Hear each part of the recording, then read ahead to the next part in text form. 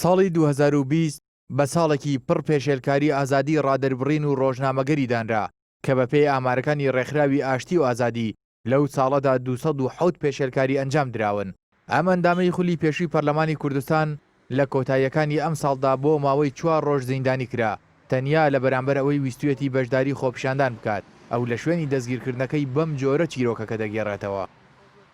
پێش دەستپێکردنی خۆپیشاندانەکە چکە موعیدی خۆپیشاندانەکە 1.5 بوو هێزێکی تایبەتی کە هەموو جلوی ڕەشیان لەبرا بوو دەمامشی ڕەش و تفەنگی ڕەش و سیارەی ڕەشیش هێزێکی زۆر تایبەتی بوون ئێمەیان فڕان بە تایبەتی من و هاوڕێم کاک عەبدوڵڵای مەلانووری و بۆ ماوەی 3 ڕۆژ و 3 شەو و 4 ڕۆژ زیندانی کراین و دواتر ئازاد کراین. لە ڕاستیە ئەمای سەلمێنێکە ئەم هەرێمە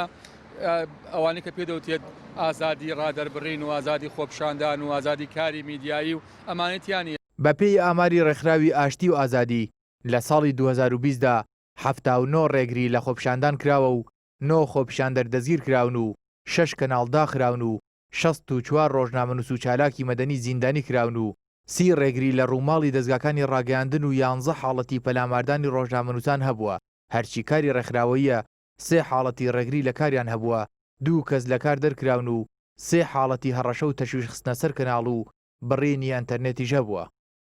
ئەو داتا و پێشێلکاریانی کە من لێرە دەیخەمە ڕوو لە ڕاستیە لە زۆر باردا هەندێک پێشێلکاری بەرامبەر بە گروپێک بەرامبەر بە کۆمەڵێک خەڵکە ناڕزاییان دەربڕیوە پێشێلکاریان بەرامبەر کراوە. گروپێک خەڵک بوون پێشێلکاریان بەرامبەر کراوە بەڵام ئێمە وەکو کەیسێکی پێشێلکاری هەژمارمان کردو. بۆیە ئەگەری زۆرە ئەو داتایی کە هەیە بەرامبەر بە سەدان هاوڵاتی و لایەنی جیاواز پێشێلکارێک ئەنجام درابێ بەڵام ئێمە وەکو کەیسێک مامەڵەمان لەگەڵا کردووە. بەوتەی پەرلەمانتارێک دۆخی ئازادی ڕادەربڕین و ڕۆژنامەگەری لە هەرێم باش نییە و دەسەڵاتیش نایەوێت کۆتایی بە پێشێلکاریەکان بهێنێت. پێشێلکاریەکان لە ڕووی ئازادی ڕادەربڕینەوە چی لە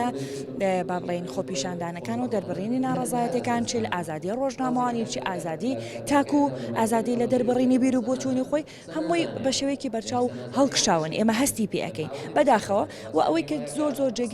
جێگەی داخە زۆر جێگەی نیگەرانیە ئەو نیگەرانی و ناڕەزایانەی مانگی ڕابردوو یاخود با بڵێن ئەم مانگی 12 کە ئێمە ئێستای داین و کۆتایی ساڵی 2020 کە ئامارەکان لەو مانگەیە زۆر چوونەتە سەرەوە. هەرچەندە ساڵانە بەرپرسانی حکومی و حزبی لە پەیامەکانیاندا جەخت لە دەستەبەرکردنی ئازادی ڕادەربڕین و ڕۆژنامەگەری دەکەنەوە کەچی بەپێی ئاماری ڕێکخراوە تایبەتمەندەکان پێشێلکاریەکان بەردەوامن و زۆر جاریش لە راپۆرتە نێودەوڵەتی ناخۆیەکانیش ناوی هەرێم لە ناو لیستی ئەو وڵاتانەیە ئازادیەکانی تێدا بەرتەس کراوەتەوە. کارزان تاریخ نارتی سلێمانی